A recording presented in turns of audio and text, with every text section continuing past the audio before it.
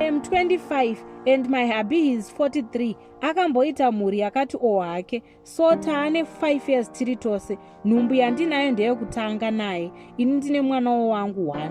So murume wangu anongoenda kubasa usiku kazhinji, ndinomuti unomboshandepi? Anoti mugovernment yekuzimu, asi handina kumboona kana any proof inoratidza izvozvo. So I went home hangu muna July ndikaita mwedzi. Then I came back ndikawana hubby aiita zvaanoda pamba nemagirlfriends hobo. Ndakanyarara hangu, saka pandaitsvaira mumba ndakaona mapapers ekwadho ekurashika njere. Ndikamubvunza akaramba, ndikazobvunza yevakadzi vaiuya mumba, ndopa zvakatangira ipapo. Akatanga kuti 5 years dzakwana, ndakuda munhu anondiuraya. Ndikati wai, zvikanzi pane kwandakaenda asi mukadzi wacho akabva afa. Murume wangu munhu ane mari, anotenga mota yaada chero every month. So takamuendesa kuhospital after ataura nyaya idzi, because anga akupenga achirwara pamba. So last week akatiza muhospital manje, nauya apo mukadzi waakarombeswa naye akuuya achitaura mumba usiku, muchichema vana vacheche including mwana womunin'ina wake. Anototi ndini tondi.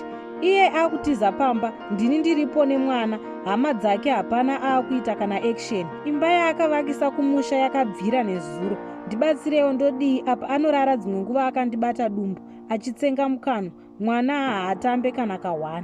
Ndodii hama dzangu, ndibatsireiwo.